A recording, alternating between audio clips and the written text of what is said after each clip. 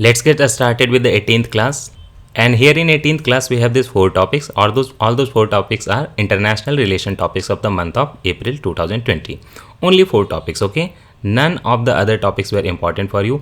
Even in these topics you will think that maybe not very relevant for the prelims. But why I'm teaching is because knowledge will bring some elimination techniques, okay? When you have the things in your mind, you will be able to eliminate options and that will help you. That is why we are including all these four topics. These are very conceptual topics. So first topic is WTO's principle of non-discrimination. I have taught this thing that India has put some FDI amendment, and that says that any country which has boundary with the India, that country if it is going in FDI will have to take government's approval, and that was somehow to negate the effect of China, which is trying to take over our companies which are facing the heat of COVID-19. But then China went to WTO, and in WTO China is saying that this is against the principle of non-discrimination, which is a principle of WTO. So that is our first topic. Second topic is China's upstream activities along the Mekong River. Mekong River does not pass through India. It passes in South Asian countries, and we have one Mekong Ganga River organization also. So Mekong River does not pass through India, but why we need to know this? Because China is doing the same on Brahmaputra. Many upstream activities have been happening on Brahmaputra, many dams, and that leads to deterioration in water quality of our country in Brahmaputra, and also a stoppage and sometimes floods. So that is a concern. We will try to understand how we can relate it to Brahmaputra. Third is WHO and COVID-19. Why this topic? Because recently Trump, first of all in April month, Trump said that WHO is focusing on China only and not giving the blame to China because for this COVID-19. So Trump was very much infuriated by this WHO.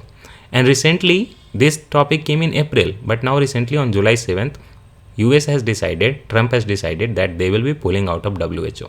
They are saying that they invest a lot, they give a lot of funds to WHO, but the benefits to the USA are not coming and benefits are going to China. So that is what WHO and COVID-19 issue. We will see who is right, who is wrong. Fourth topic is medical diplomacy. India is saying that they will provide some generic medicine and hydroxychloroquine to the countries which need it, and that is how we come to the term medical diplomacy. I mean, we will try to understand what India can do in this, what are the weaknesses of it, and what are the strengths of it. First of all, topic is China is saying that additional trade barriers which are imposed by India in its FDI policy against the countries which are sharing geography with India or the boundary with India, those additional trade barriers are violative of WTO's principle of non-discrimination. News, I already told you in the previous class that India put this condition that any country sharing border with India will have to take government's approval for FDI, because India thinks that China is investing in many of our companies which have their share market in shackles. That is, their share has become very cheap because of COVID-19 issue, and China at that time is buying our shares, and that is how we are seeing huge footprint of China in our Indian companies, or maybe multinational also operating in India. So China says that this is against the WTO's principle of non-discrimination. India had tweaked its FDI policy 2017. I don't mean that India tweaked its FDI policy in 2017. India tweaked its FDI policy very recently, but that FDI policy came in 2017. That is what I'm saying. What was the trigger for this? Trigger was that China's central bank, okay, just like our RBI, China has also central bank, that is People's Bank of China, that is completely and wholly owned by Chinese Communist Party, or you can say that Chinese government. So what did that company do? What did that central bank do? They went for HDFC's share, okay? HDFC what? Housing Development Finance Corporation, and took over 1% during the stock market slump. If they had taken the 1% share in normal times, that was okay. We could have considered that very good investment, not a problem. But they were opportunists. They took this share 1% during the stock market slump down because the shares were cheap. So they took over. Now India is saying that this is a very dangerous situation, very risky situation. They can take over many companies in this way. Now what is China's stand in this? China says that this additional barriers India is putting, that is against that is against the general trend of liberalization and facilitation of trade and investment. While India is saying that we are against the protectionism induced by China and USA, India is doing the same thing, and this is against the trade liberalization trend and facilitation of trade and investment in cross boundary business. Also, this goes against the WTO's principle of non-discrimination. So, what is WTO's principle of non-discrimination? It says that member of WTO, they will not discriminate between products from different trading partners. So, that is how giving them equally most favored nation status. Now, here many people are confused. They think that most favored nation means one country getting extra favors or most favors. No, that simply means that if you are giving a particular favor to one country, you have to give the same favor to the other country. So there is no discrimination. For example, I am favoring one country, Algeria. So I have to give the same favor to other countries of Africa or Asia, wherever it is, if they are part of member of WTO. That is the concept of most favored nation. But while not favoring the geographically shared countries with our boundary, so we are somehow reducing that most favored nation status. So China says the same thing, that WTO's non-discrimination principle says that we will not discriminate between products coming from different countries or different trading partners. So we have to give most favored nation status to every country. Now here the question arises. Previously, India is also not giving. India used to give MFN status to Pakistan. Pakistan was not giving. So Pakistan said that the trade between India and Pakistan was imbalanced in a way that MFN status, if Pakistan was giving to India, that would be a huge loss to their companies and industries and country. So that is how it was allowed. But India was giving in a goodwill ki okay fine, I give you the MFN status, not a problem. But now after the terrorist attack, India is also not giving. And between its own and foreign products. Okay, what is India's stand? India says that these amendments are not prohibiting investment. We are just changing the approval route. If we think that things are fine, if we think that investment is fine, we will give the same approval. We will give the same approval, but through government route, not automatic route. So what is the problem? We are not stopping you. We are just saying that you come through this route and not this route. Also, there are many sectors in India that are already subject to approval route. For example, defense sector, already subject to approval route, not automatic route. So previously, if it was not discriminatory, how come today it is discriminatory? China does not say only about WTO. It also says that India is part of G20. China is also part of G20. There also we have a consensus between G20 leaders and trade ministers that we will realize a free, fair and non-discriminatory, transparent, predictable and a stable trade, investment and environment. And we will keep our markets open. But India, being a G20 member, is not following it. So China says that it is against the WTO's mandate also, and it is against the G20 mandate also. India also makes one more point. It says that India is not the first country to do so. Germany, Australia and Spain, all these countries have tightened their FDI policies, and all have the same purpose to prevent hostile takeovers by overseas investors. So why India can't take a stand against the hostile takeovers, opportunistic takeovers? So that is why India says that our move is as checking the opportunistic takeovers, okay? And our firms are hit down by ongoing COVID outbreak, lockdown, lockout, all these things. So we need to secure our firms and companies against any opportunistic takeovers from foreign companies. That is why we have come with it, and this is not against the spirit of free and fair trade. But are the things all rosy? No, there are some issues involved. India's new amendments in the FDI policy do not apply to all countries. These are applying to only those countries which are sharing borders with India. So somehow this looks discriminatory, that the opportunistic trade, opportunistic investment can come from other countries also, right? Other countries also, for example, Mauritius. So we are not stopping them. We are just stopping those countries which are sharing border with India. And that is why it looks like we are stopping just China. There will be, because with Pakistan and Bangladesh, we already had that provision. By including this share border, we are including China mostly. There will be different set of procedures for the same set of investment based on which country the company is operating from, coming from, right? Mauritius company investing in the same sector and China company investing in the same sector will have different set of approval route. So that is somehow discriminatory. So now it is up to conclusion of you that what do you want to say. But in mains answer, you have to stand for the government. You have to stand for the government and your company. So you will produce a positive answer towards India after saying everything. Second topic is a study on China dams brings the Brahmaputra into focus. Why? First of all, we are studying the Chinese dams and upstream activities on the Mekong River. On Mekong River, on upstream sector, China is doing so many construction activities, so many dams, that these countries of Southeast Asia, they are bothered that you are stopping water sometimes, you are flooding water sometimes, and maybe tomorrow you will stop all the water and we will be devoid. This study has come by a US funded study it is, and this is by a research and consulting firm Eyes on Earth. You do not need to know about that. But you need to know that this report is not one country based. This report was published by the United Nations backed Sustainable Infrastructure Partnership. That is a very big thing. Also participated the Lower Mekong Initiative. This is a multinational partnership of United States with these Southeast Asian countries where Mekong flows. And those are Cambodia, Laos, Myanmar, Thailand and Vietnam.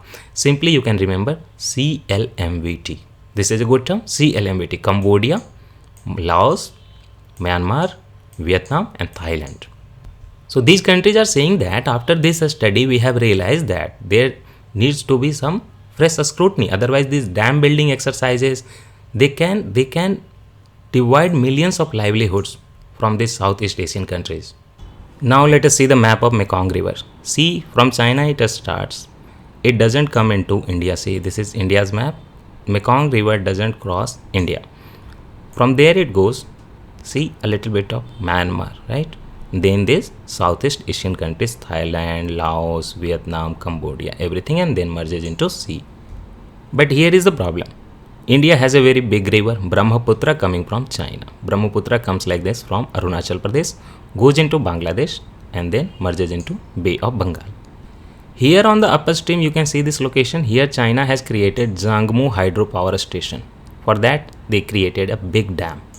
So that is a problem because this 510 megawatt Chinese hydroelectric dam on Brahmaputra, this is supposed that this will reduce the flow of water from Brahmaputra and that will lead to many projects of power in Arunachal Pradesh getting devoid of water. What are the key findings of this report and a study and research by this United States UN backed and on Southeast Asian countries based organizations?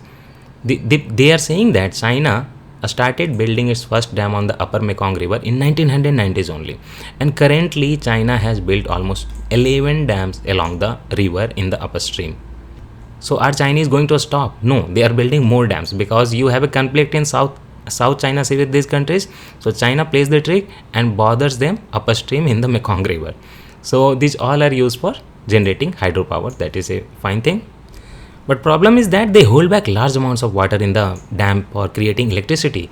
They are holding large amount of water and that will lead to severe drought in Southeast Asian countries downstream. Last year it already happened. Also, when you are building dams, the natural flow of the river is obstructed. There is alteration of the route. So sometimes the lower levels will see the rise of the river water. Sometimes they will see the lowest river water level. So that fluctuation is not okay. There should be a stability in flow, okay? Otherwise that causes erratic and devastating changes in water levels downstream in Southeast Asian countries.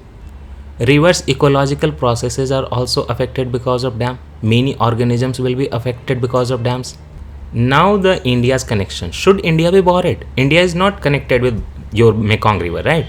But India has the same problem on Brahmaputra. In 2015, China operationalized its first hydroelectric project. I told you, show you the map also, Zangmu hydroelectric project. While 3 other dams at Dagu, Jiangsu and Jaicha are being developed already. Indian officials are saying that these dams are not going to impact our water quantity, okay, because Brahmaputra has a huge flow already. And these dams are just storing the water for power generation and they will release it. They can't store the water indefinitely. Also, a very good thing you should know. River Brahmaputra comes from China, but the flow in China is not that much. Once it reaches Assam or Arunachal Pradesh, Brahmaputra flow increases because 35% of the Brahmaputra's river basin lies in India. So huge catchment is present in India only. So even if you build dams upstream, that is not going to affect the water on your downstream very much. But the problem again is that India is not having any water sharing agreement with China. For example, we have water sharing agreement with Pakistan over Indus River, right? Indus River, we have 1960s treaty. But with China, we do not have. So China can do anything on those dams. Also, you should know extra information that China shares flow of Brahmaputra with India every year. When the Doklam issue happened, China stopped sharing water data with India, but then it has started sharing again. Next comes a very burning issue. Now again very burning because USA has decided to pull out of WHO. But when it has started in April 2020, and now we are reading that news. So we will also try to study what is WHO role actually during COVID-19. Has it done anything wrong? We will try to understand. World Health Organization, first of all, news was that World Health Organization hit back at the criticism of US President Donald Trump. So what was the criticism of Donald Trump? He said that he will stop funding WHO because handling of coronavirus pandemic is very bad, worst by WHO. So what is very bad? It says that we will hold the money sent to WHO. Why? Because their activities, UN agencies activities, WHO's activities are very much China centric. They are not focusing on other countries. They are taking money from USA and giving it to China somehow, because their activities are very China centric, and they are also not blaming China for this coronavirus. So what does the WHO say? WHO director said that, director's name is Tedros Adhanom, something like that.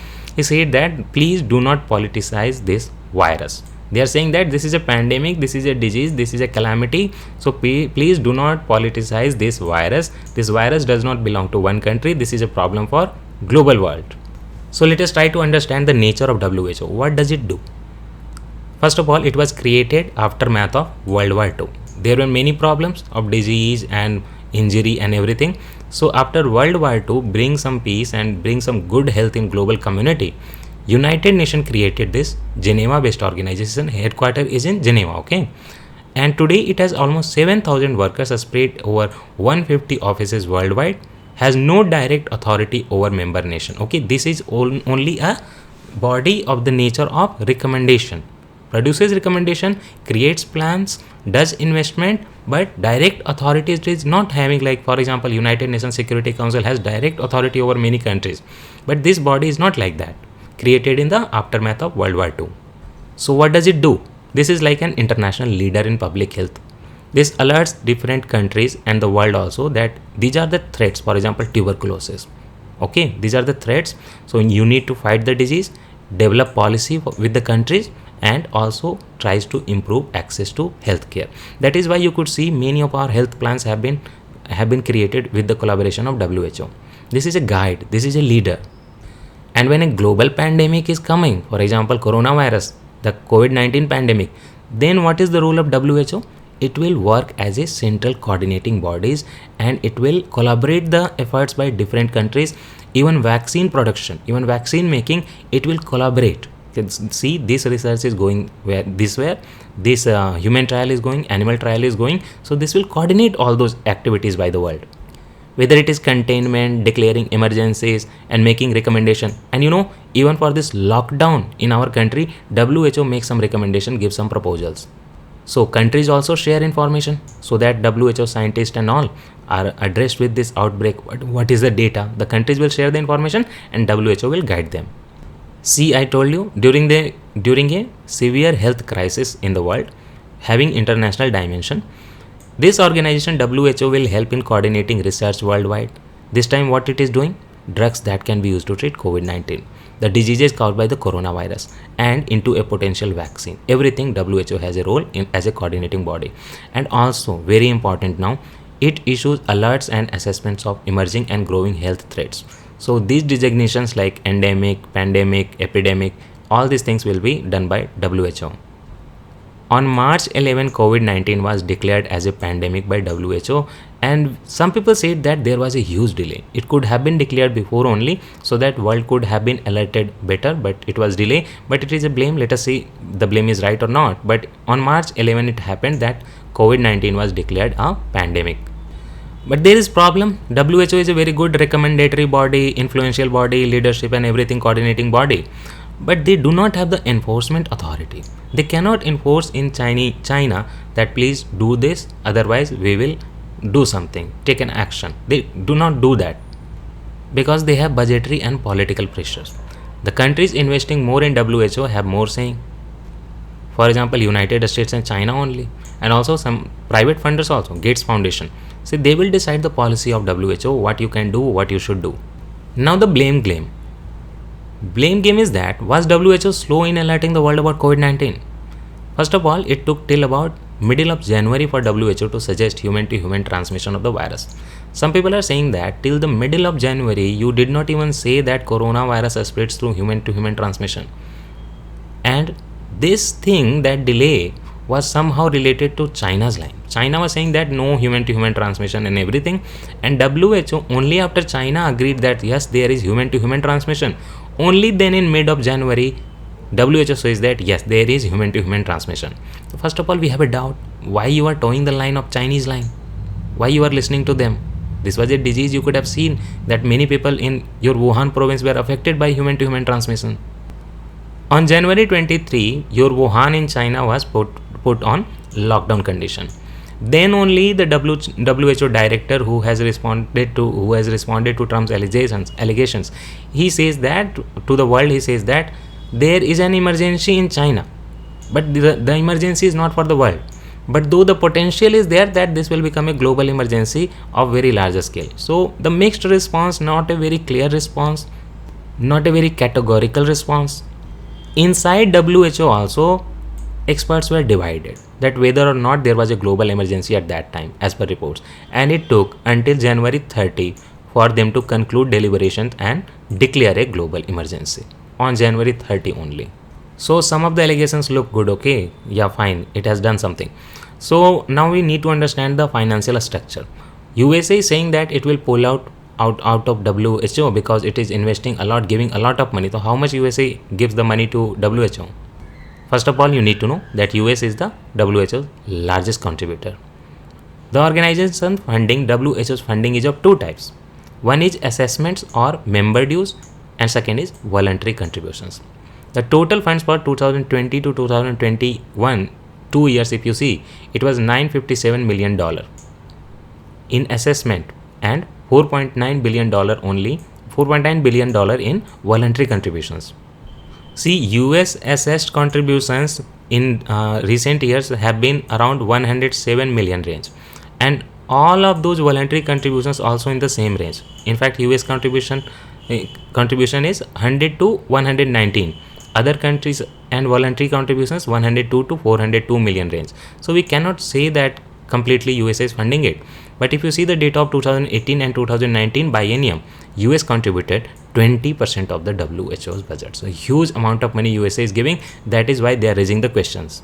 So when the money is pulled out, when US is coming out of it, will that stand affect WHO's functioning? First of all, if US goes for funding freeze, it has already gone probably. Funding freeze, it is highly likely to negatively impact WHO's functioning because you are taking out the 1/5 of the money. For a short period, it will impact, at least, given the significant contribution of the US. Also, we need to watch out, is Trump able to seize those funding which he had already committed? Because there are some legacy fundings which have to come. If they are also stopped, it will be very negatively affected. So they are also reacting. WHO says that first of all, do not politicize this virus, and also we are reviewing the situation and we will see how much impact it will create if USA freezes its funding to the WHO. So that was all about COVID-19 pandemic relation to WHO and the blame game and everything. Now come to the topic medical diplomacy, very conceptual topic. Why this is in news? Because India will supply essential drugs, including your paracetamol for fever and hydroxychloroquine for COVID-19. Somehow it helps us stop it. So India is also trying to supply this drug with paracetamol. And which countries will be given? The countries which are badly affected by novel coronavirus, including your neighborhood countries. So if you provide them medicines in this medical crisis, that will lead to global diplomacy by India.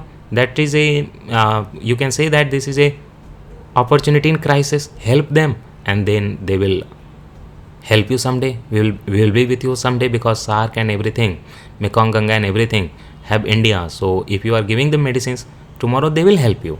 So opportunity in crisis. So what are the opportunities? Leadership opportunities. You took an initiative.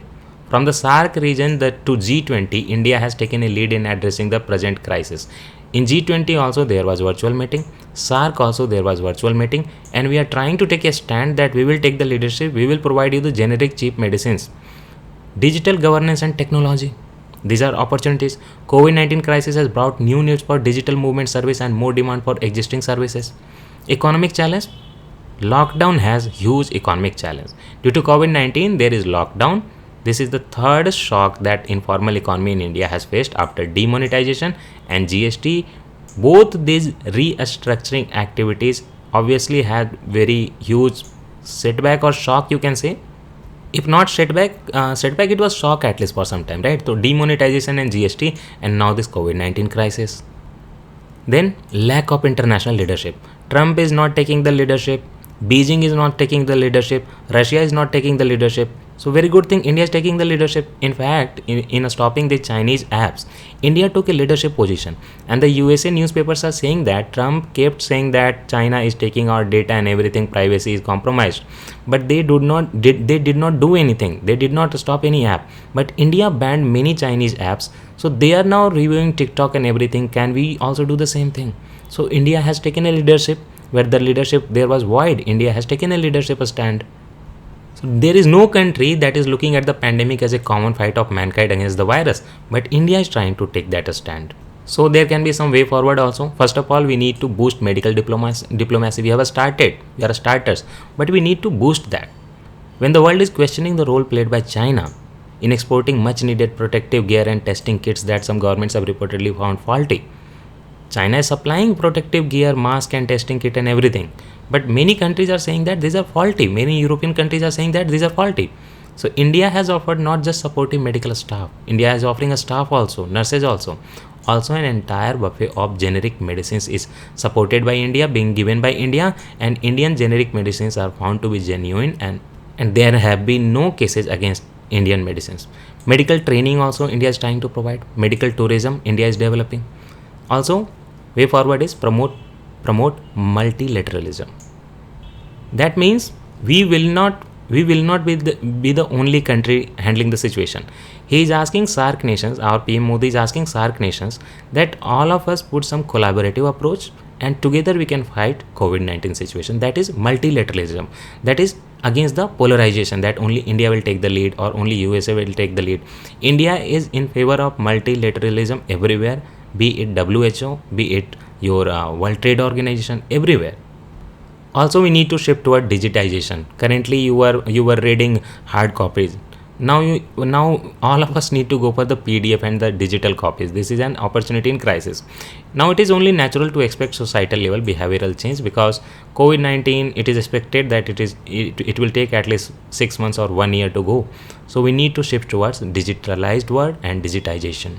So that is all for today. Thank you. See you in the next lecture on Monday. And on Monday, we will do the May month international relations, which were important for you. That's all. Thank you.